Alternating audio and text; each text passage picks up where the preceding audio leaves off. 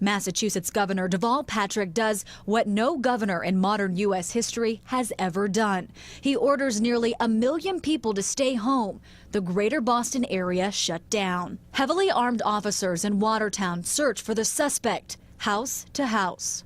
Residents trapped in their homes but anxious to talk and communicate by phone, text, and the internet.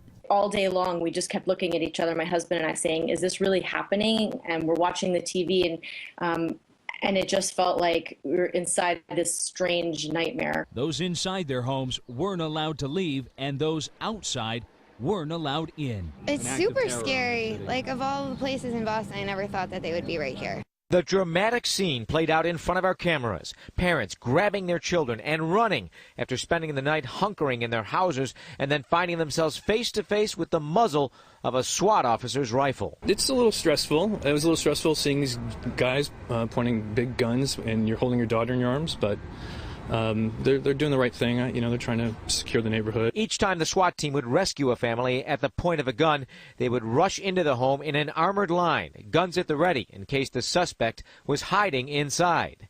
And each time they cleared out a resident, they did it with a force that reflected the uncertainty of not knowing who was a friend and who was a foe. And he banged on the door. I looked up. I was shocked, and there was a gun or 2 guns or whatever pointing down at me and the guys, and they said, "Get out, get out." I said, "Okay."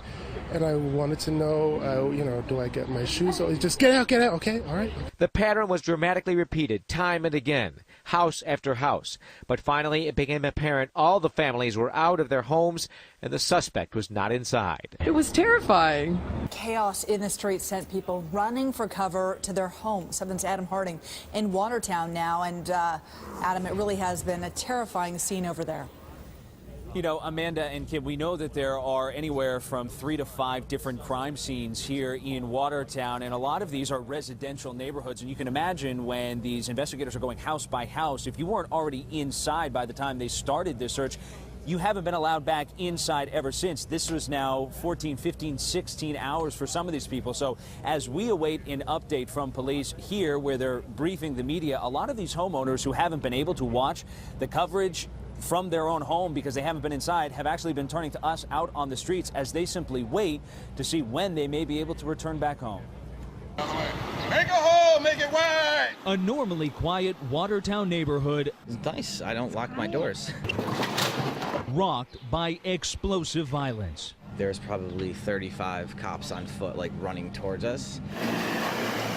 Heavily armored state police, their rifles locked in place, searching house after house, looking for the second suspect in Monday's marathon bombing. I mean, I hope the guy's not like in my house, but I mean, I hope they catch him. Hours of searching and still no sign of their suspect, who authorities say landed in this neighborhood after a wild shootout with police that left one officer dead and another badly injured. I called my mom, and she's actually glad that we're not in that area. She's like, would be more afraid of us to be in our apartment, like with the doors locked, than to be out here where we know we're okay. Neighbors kept from getting inside their homes for the better part of an entire day. I'm certainly not happy about it. I wanted to sleep. After we were here earlier and we saw what was going on, we kind of figured it would be a while. Law enforcement teams feared the suspect may have littered explosives along the roadways. Those inside their homes weren't allowed to leave, and those outside weren't allowed in. It's super scary. Like, of all the places in Boston, I never thought that they would be right here. And it really has certainly been a nightmare for these homeowners, going on now 16 hours without getting inside. Many of them say, though, despite the sleep, they appreciate all of the work. They understand why they're not allowed back inside. They're doing their best to remain hyper vigilant, though admittedly a lot of them are just cautious and wondering when they may be able to return back to their home. But of course, until an arrest is made, it may be some time. Live in Watertown, Adam Harding, 7 News.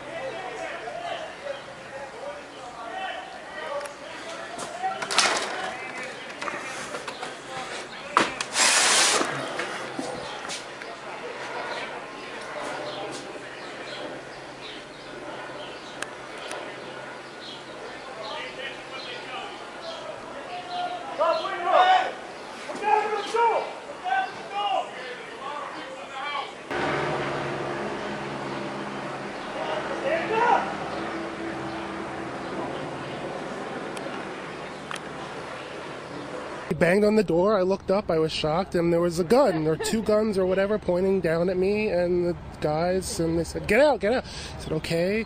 And I wanted to know, do I get my shoes? Just get out, okay, all right. The pattern was dramatically repeated time and again, house after house.